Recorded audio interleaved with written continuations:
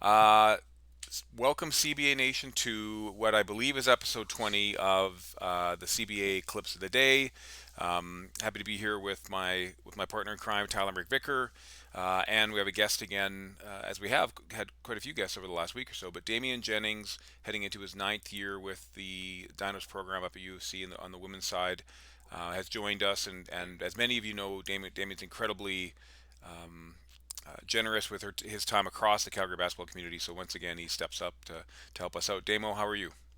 Very good. Good to see you both. Yes, you as Yep, well. And Ty, you?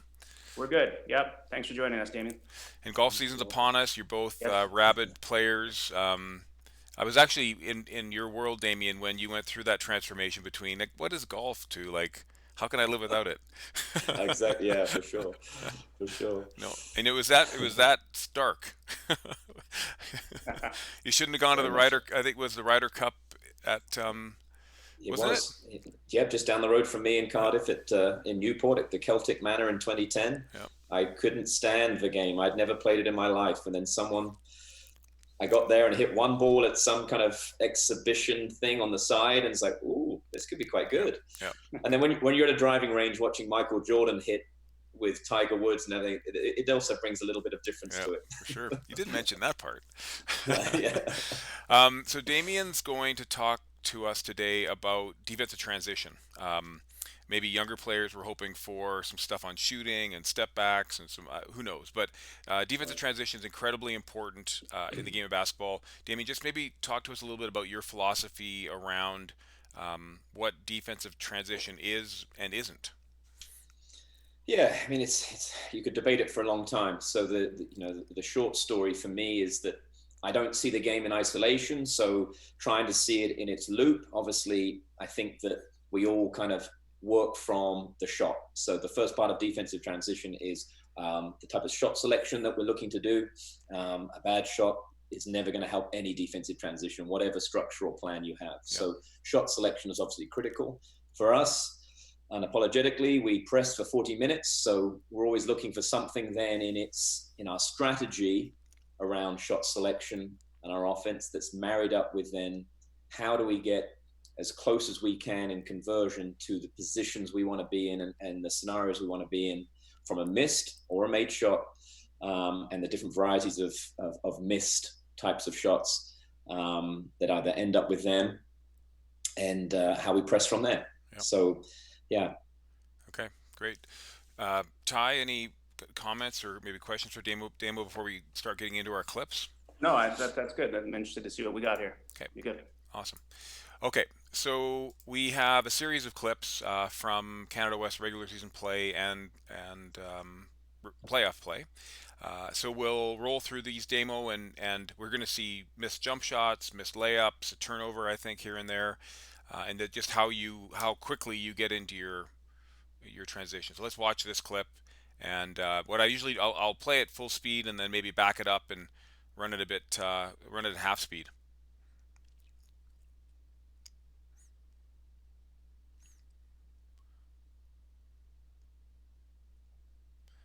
So going the part that we want you to focus in on is back here. So I'm gonna get it back to the shot, and then I'm gonna slow it down and pause it, and let you talk away and even tie both. So before we start, can you just pause it, run? Okay. So, um, Damien, I know I asked you this, but when as you're shooting the basketball, are you guys Mm. are trying to get on defensive side and not worry as much about offensive rebounding in the framework of beating your man to the rim, for lack of a better word?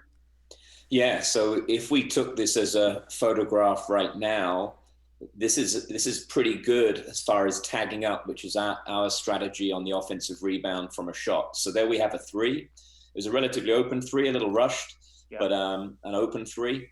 And we now you can see pretty much what we call the high side. So your reference was the defense, our defensive Yeah. side, and the ball staying then away from our rim. So if there is a opportunity because you're close enough to back tap the ball, Right. we even prefer to kill it. So if there's nothing else around, we can't win it, and we can back tap it to kill it. That really helps because we'll convert 5v5 with our press with no problems. Right. So you can see here, Maya started to creep on the wrong side. So if Maya was getting some feedback, so she's just by the nail, by the free throw line there. Sure. Liane was a little late, so the near guard, number 8, was a little late, but Azalea and Taylor were very good. And of course, Courtney then, who took the shot, is tagging up as the safety in normal language. So if we freeze it from here now, we're into our version of a press. And the press is that we will do something disruptive if we can, but we're not kamikaze with it. Right. So you could, so for example, I've faced criticism from coaches and officials at times to take off the press. But it's defensive transition to me because we don't have an alternative. Yeah. So here we have now what you'd probably call plugged gaps, or we're inviting the ball from said location, middle, to a wing. So now Liane's on the ball. We've got Azalea, number 14, in a great kind of plugged position here. She's guarding a non-handler in this kind of scout as you add another layer to some of the decisions that they've been making. We don't care about matchups in tagging up, because don't forget that the matchup then is not determined by us. It's determined by how the defense dealt with our action that then dealt with our shot. Right. So if Winnipeg in this example chose to switch, then we tag up, we high side scrum, which means we force them closer to their baseline, into their paint. We tag up against that player.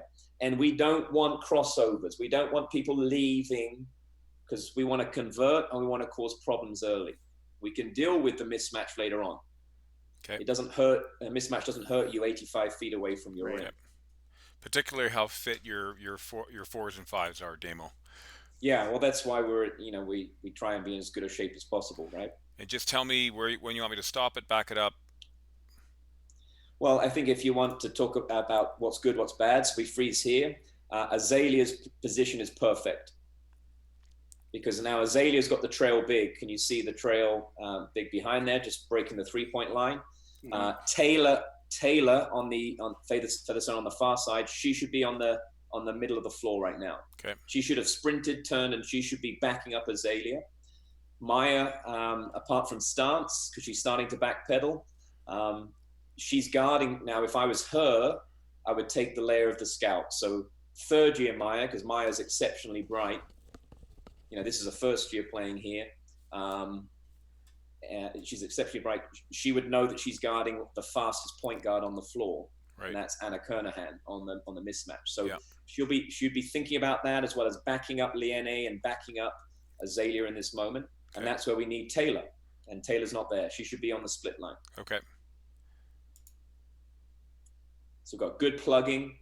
We call it flooding in tagging up language. Yeah. So if someone breaks away and we're in a scramble, we call it flooding. We get to the volleyball court, if you like. Yeah.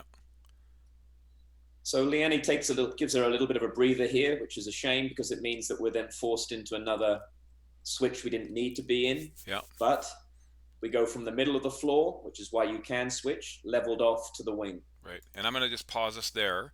So that was the journey from basically their end line up to this point here. And there's lots of detail, obviously, for all the people watching.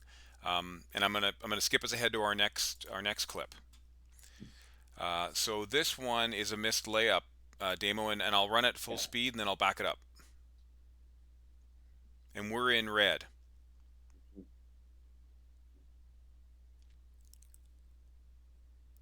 And I think you picked up some stuff at the back end of this clip that we want to focus on. But let's go back.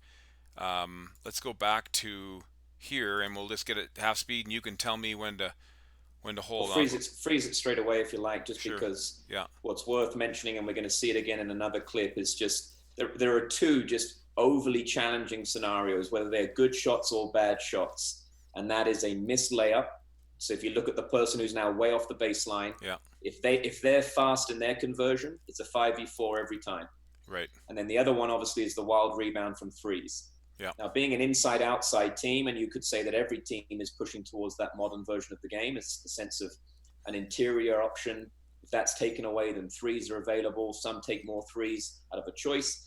But, you're talking about such a variety of rebounds when it comes to the wildness of a three, and then also, of course, these missed.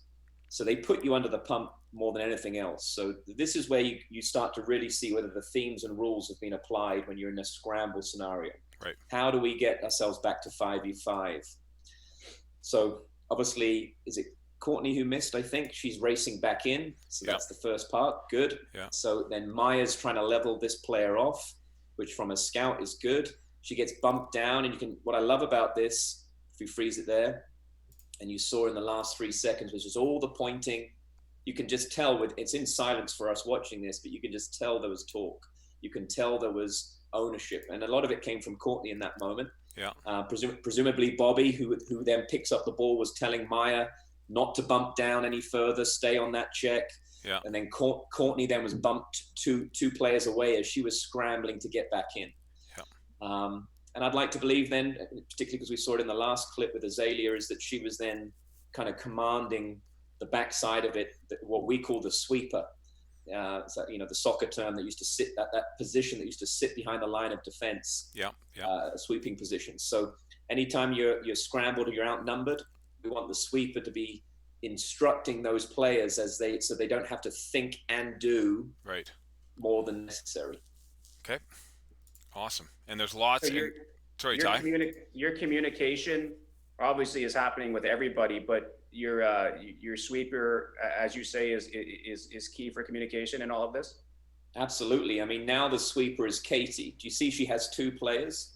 Yeah. So on the far side, the point guard. So that's our sweeper position. Okay. Because always in help positions, whether it's full court or half court, you're trying to bump people over to plug up space, not to be there only for help, but to put off the thought of driving. Right. And that's the ambition. So even here, if you want to keep taking it towards where the ball is, you've got Bobby Joe putting heat on it. And I don't know if you could just go back a second, Ron, to when, and it's all being built up. So once we've slowed them down, we now know that it's either a skip pass or the player with the ball is wanting to start an offense. You can see that the player on the nail is almost coming towards a ball screen. And that would be an instant switch, Courtney and Bobby Joe. I love what Maya's done. Maya's made because we want to break the perimeter seal as quickly as possible in offense. And of course, nothing's in isolation. Everything we do defensively, the counters are obviously created offensively. Everything we do offensively, we want to do the opposite defensively. So we don't want her to make a post catch and break the perimeter seal. So Maya, after all the heat that we're now putting on, which is stressful for Winnipeg, they've got to go to an action. And that's going to take time. And in a shot clock sport, obviously, that's what we want. If she made a pass, we'd have to have 5. If she made a pass to the post, 5 players would have to react. Yeah. Straight away, because she's now 6 feet away from the rim. Yeah. So you guys does a wonderful job, backed up by Azalea, backed up by Katie, who's in the sweeper position. You guys work really hard to keep it out of the post. It depends who it is, but I would say we work very hard to stop it breaking the 3-point line. Okay, so lots of good stuff in the backcourt here as well. I'm going to skip us ahead to our next clip, and we have a missed 3, and you talked about it earlier. Those missed 3s can cause problems. I'm going to run at full speed and then get us back to have a more detailed look at it. This is unfortunate because Raina was money the day before against Ryerson. So right, yeah. And I know she's but look at her work ethic, just recovering from that. Yeah. And you have no idea how fast this point guard for Carlton is super fast. No question. Yeah. But here's an interesting one. So if we just pause it there. So I know we're not going to get into offense, but you notice that their defensive rebound allowed us to adjust from an airballed 3 because they go only through the point guard. So I'm going to go back, Damo, and just run that little segment, okay? Yeah. So this is why we're different to other teams too. Great rebound. Yeah. And you'll see Erin McIntosh grab that rebound and she'll finish with a coast-to-coast layup, or she'll draw 3 people to the paint for a kick-out 3 for someone else. Right. That's what makes us different in both directions. Right. So now Raina, who had a missed 3, like that's the worst case scenario, outside of the layup that we've already seen two of them, or two of them. Not that we're counting. No, they're counting. But Rayna's now on the ball. I mean, Yeah. that should be impossible, if you're a fast breaking team, right? Now, this player is unbelievable breaking down her check. Yeah. So what am I not happy with? That Rayna was left on her own. Right. So I answered Ty's question with, what's your rules on the post? Is it always to front? Well, not always, but we want to put off breaking the perimeter seal. There's zero, but it's difficult. Carlton's well spaced right now. Yeah. How much do you help? Yeah. But that's why helping isn't just about the ball, if you like. It's about personnel. That's why we scout through the individual more so sometimes than the action they run. Right. It's great. Okay. Anything else there, Ty, before we go to the next clip? No, just to Damien's point though. I mean, Rayna it is, right? Misses a three and misses it badly. I mean, we've all done it. Yeah. And instead of sitting there and kicking her foot in the ground and pouting, she's playing defense right away. I mean, and we've watched other U Sport teams play, and just how you transition from offense to defense or defense to offense, it's right away. I mean, that's impressive to watch. Yeah, you made them pass once, but still, to be able to do that is pretty impressive. No doubt. Rayna Crawford has one of the best windshield wipers. The ones that can just move on to the next play and forget the last. Yeah. And you add that with work ethic, and you've got a player like Rayna Crawford. Does she coach golf? She should do, shouldn't she? She could make a good living. Okay, this is off a free throw, obviously. So let's have a look at this full speed, and we'll come back. So there's your high side tagging up.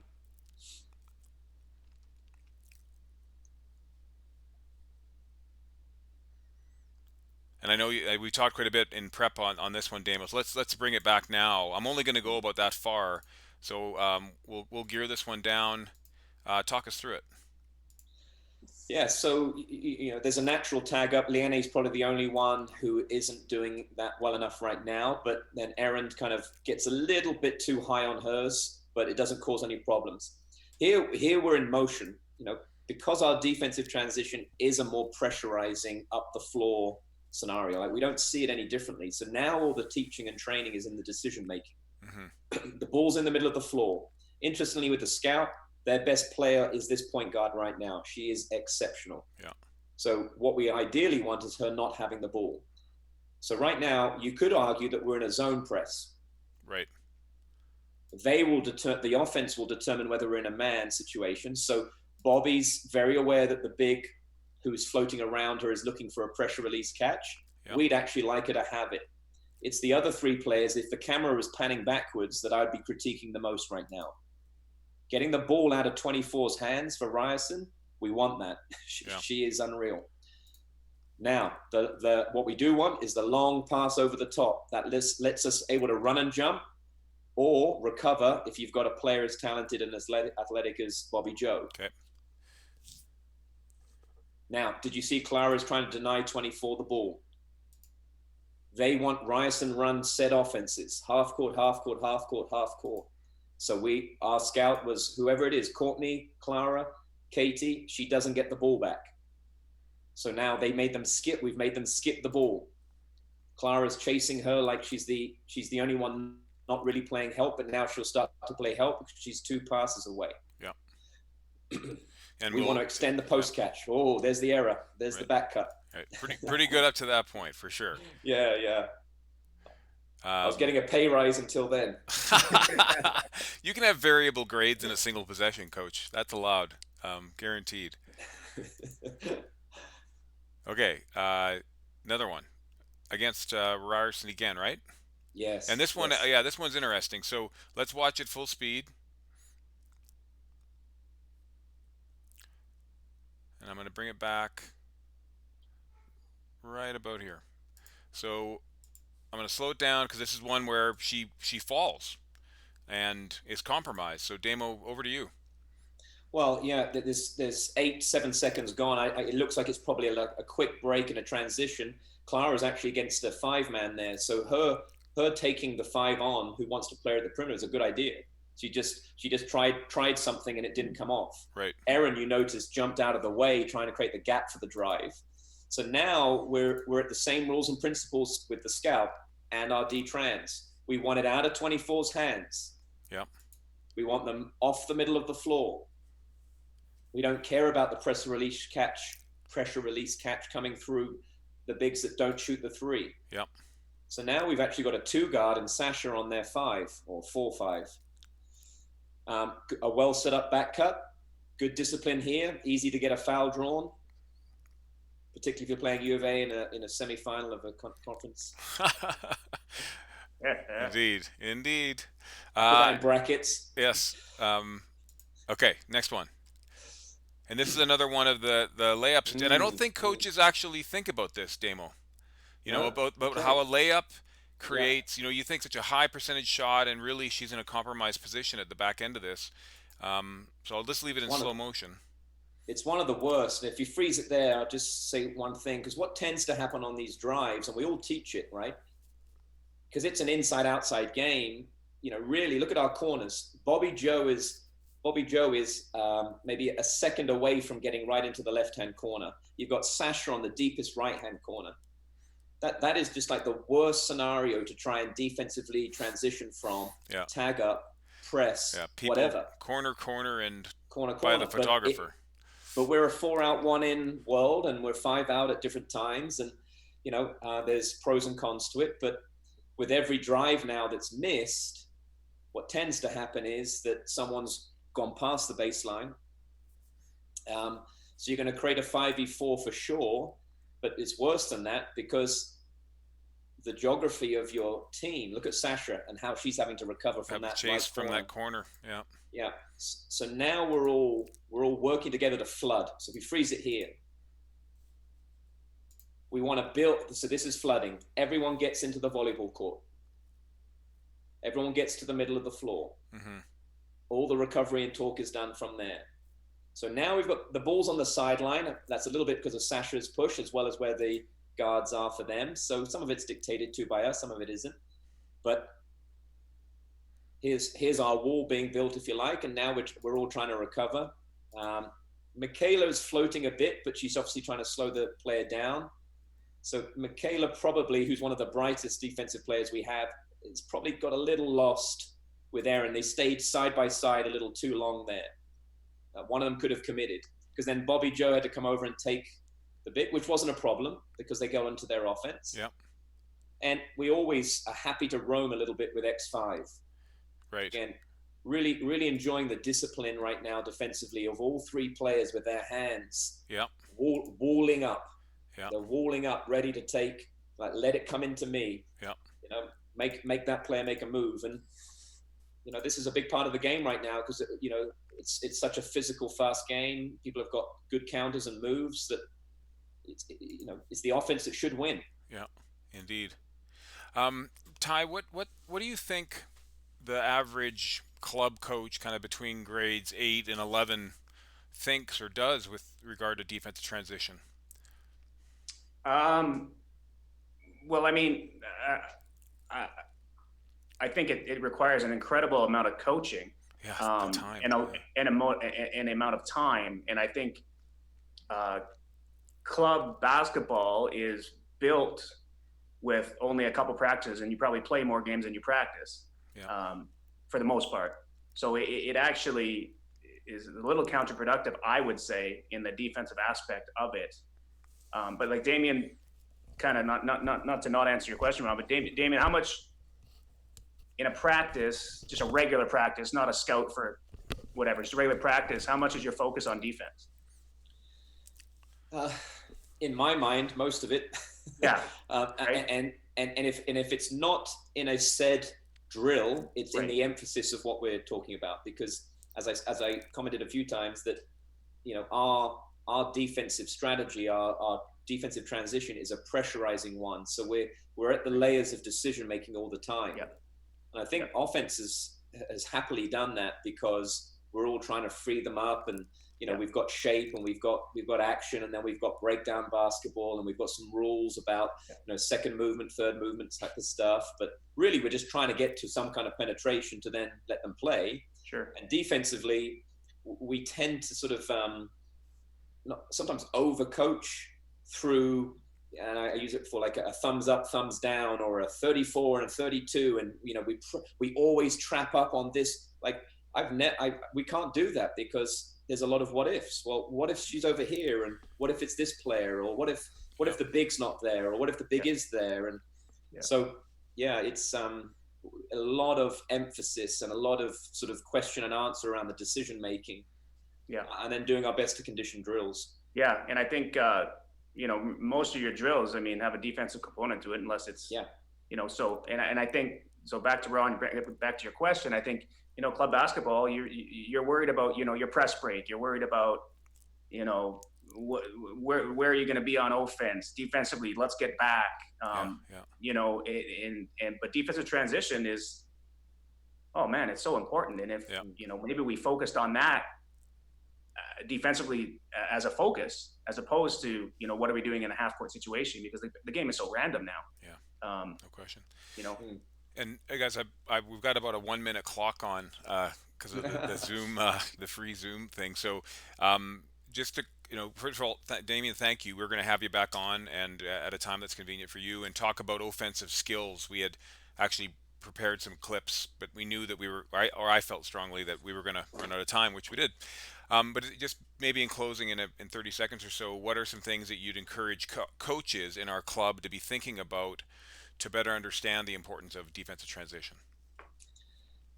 Definitely get it connected to your shot selection and your defensive strategy. So, the fact that Ty and I are the opposites, we're not.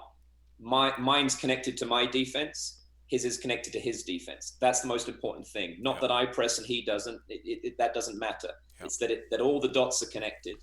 And therefore, half court D and full court D are no different with rules. Right. So I kept talking about plugging and sweepers and who's helping who and where do we want the ball, where do we not want the ball. Those rules are the same, 94 feet or 35 feet. Right. Yeah. Awesome. Damien, thanks as always. The beard looks incredible. I believe it'll help your golf swing. And I appreciate you, both of you, giving me, Ty's giving me 6 strokes a side, and Damien's giving me 4. They talked about it before. It's not recorded, but I heard it. Okay, there we go. And obviously, we wish you and your family well through this time, and stay safe. And we're looking forward to the next phases where we can watch the Dinos. Yeah, great stuff. Thank you, guys. Okay. For sure. Thank you. Cheers.